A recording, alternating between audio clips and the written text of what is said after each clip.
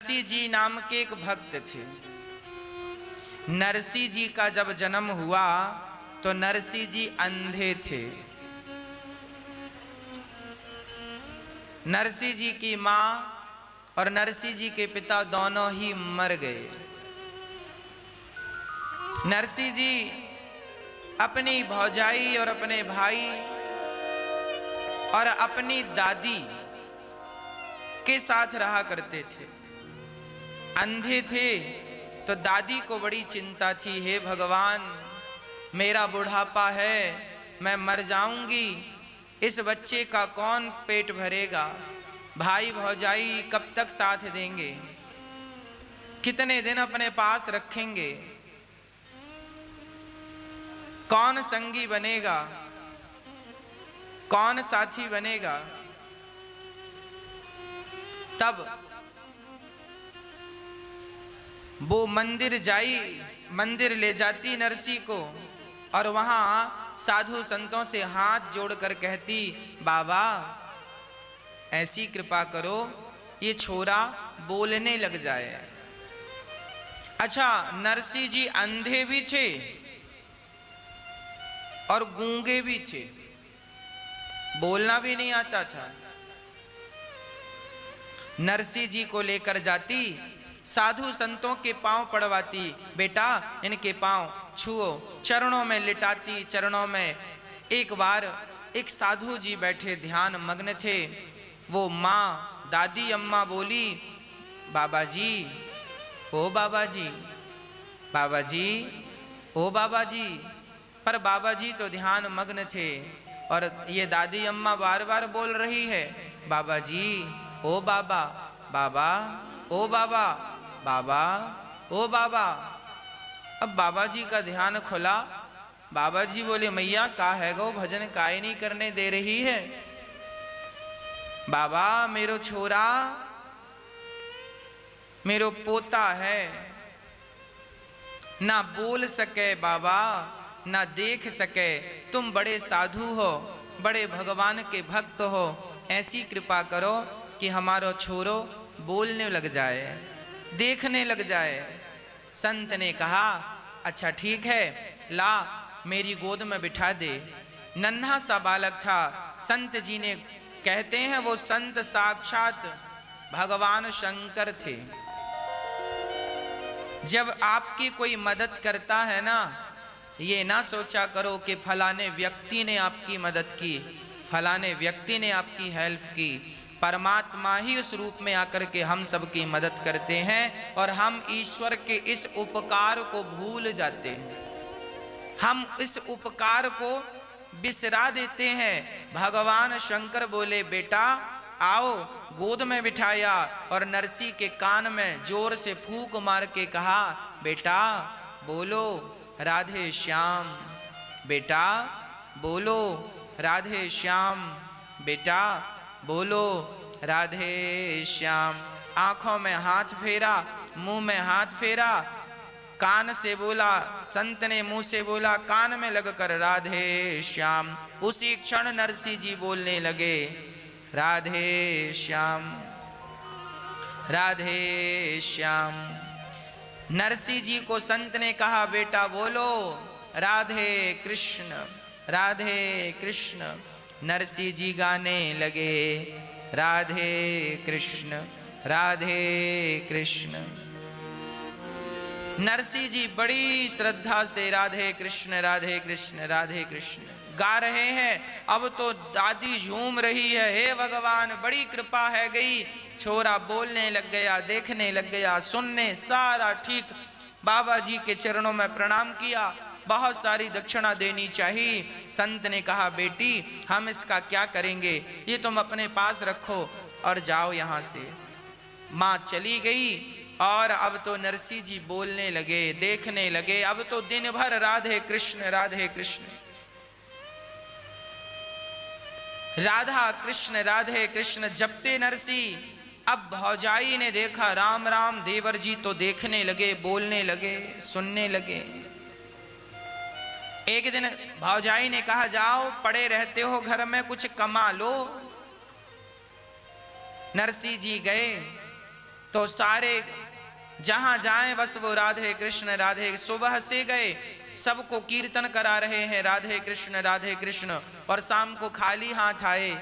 भौजाई ने कहा सुबह से गए हो, शाम को खाली हाथ आए, खाने के लिए आ जाते हो, बस बैठे बैठे खाते हो। तभी दादी का बुढ़ापा आया, उसे लगा छोरा का विवाह कर दूं, तो नरसिंह जी का विवाह कर दिया। अब तो भौजाई और जल करके राख हो गई। हे भगवान, अभी एक को खवाना पड़ता था, अब 2 लोगों को खवाना पड़ेगा। कुछ दिनों बाद दादी चली गई। नरसिंह जी और नरसिंह जी की पत्नी दोनों बड़े प्रेम से भगवान का भजन करते, और भाई की सरकारी नौकरी थी तो जो कमा कर लाता। अब भौजाई इसे बासी रोटियां देती थी, कभी देती थी कभी नहीं देती थी। एक दिन तो हद हो गई। नरसिंह जी बैठे घर में भजन कर रहे थे। जो काम देती भौजाई, काम करने से पीछे नहीं हटते थे, काम करते जाते और राधे कृष्ण का जाप करते जाते। इसके बाद भी बासी रोटी दे दी। आज नरसिंह जी ने कहा भाभी जी हमें नेक दूध दे दो, हमें दूध रोटी खाने की इच्छा है। तो भौजाई ने कहा दूध दे दो, कुछ कमाते हो, बैठे बैठे खाते हो, शर्म नहीं आती? तुम्हारा भाई मरा जा रहा है और तुम बैठे बैठे बड़े हट्टे कट्टे हो रहे हो, निकल जाओ मेरे घर से। भौजाई ने जब ऐसा कहा, नरसिंह जी सचमुच घर से निकल गए। पास के जंगल में एक भगवान शंकर का मंदिर था, शिवलिंग बैठे हैं और कोई नहीं, शमशान, चारों तरफ बिल्कुल सुनसान था। नरसिंह जी गए, चलते चलते थक गए, भगवान शंकर जी से लिपट कर नरसिंह जी रोने लगे और रोते रोते बस एक ही बात कहते हैं, हे भगवान शंकर मुझे राधे कृष्ण का दर्शन करा दो, हे भगवान शंकर मुझे राधा कृष्ण का दर्शन करा दो। शंकर जी प्रकट हो गए, बेटा बोल तुझे क्या चाहिए? तब नरसिंह जी ने कहा, नरसिंह जी शंकर जी को रिझाने लगे, मुझको और कछु ना चाहिए, बस राधा कृष्ण मिले दे, मुझको और कछु ना चाहिए, बस राधा कृष्ण मिले दे।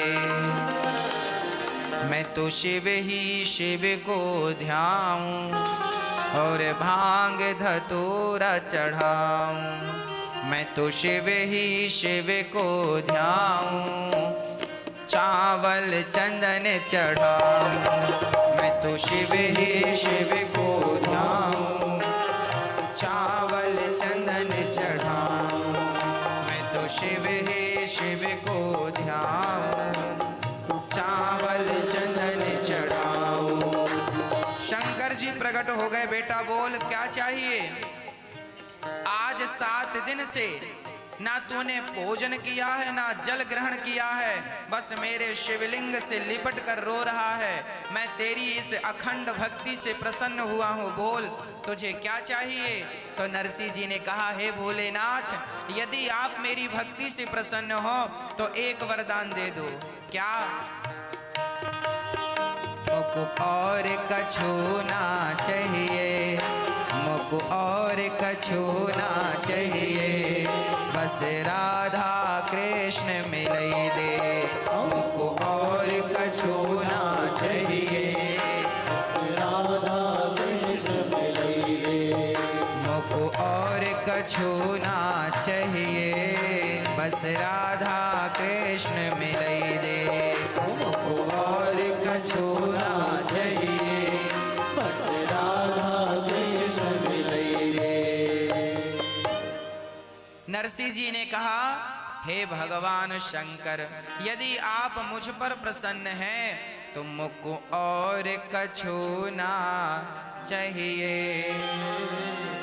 बस राधा कृष्ण मिले दे। हम हमें और कुछ नहीं चाहिए। आप देना चाहते हैं तो एक वरदान दो, हमें राधे कृष्ण का, भगवान श्री कृष्ण का और श्री राधा रानी का दर्शन हो जाए, बस हमें ये चाहिए। देखिए यहां से एक शिक्षा प्राप्त कीजिए। यदि भगवान श्री कृष्ण के आप भक्त हैं और शंकर जी का मंदिर आ जाए तो शंकर जी को देख करके मुंह मत घुमा लीजिएगा कि हम तो कृष्ण के भक्त हैं और शंकर जी के मंदिर में कैसे जाएं। अपराध हो जाएगा यदि आप ऐसा करेंगे तो। शंकर जी के मंदिर में जाकर प्रणाम करो और शंकर जी से कहो, हे प्रभु आपके दर्शन का यदि आप फल देना चाहते हैं तो बस इतना फल दीजिए कि आपके दर्शन मात्र से मुझे राधा कृष्ण का दर्शन हो जाए, उनके चरणों में प्रीति हो जाए। आप यदि शंकर जी के भक्त हैं और आप राधा कृष्ण के मंदिर में जाएं तो आप यही कहें, हे श्याम सुंदर हमारे शंकर जी के चरणों में हमारा मन लग जाए, हमें उनका दर्शन हो जाए, मुख और कछु ना चाहिए, बस राधा कृष्ण मिले दे। सुंदर भगवान शंकर बोले, नरसी भगवान कृष्ण का दर्शन वैसे जल्दी से होता नहीं है, पर मैं तुम्हारी सेवा से प्रसन्न हूं, चलो मैं तुम्हें दर्शन कराता हूं। अब नरसी जी को लेकर भगवान शंकर गौलोक धाम चले गए। जब गए तो वहां श्याम सुंदर राधा जी के साथ नृत्य कर रहे थे, रास चल रहा था।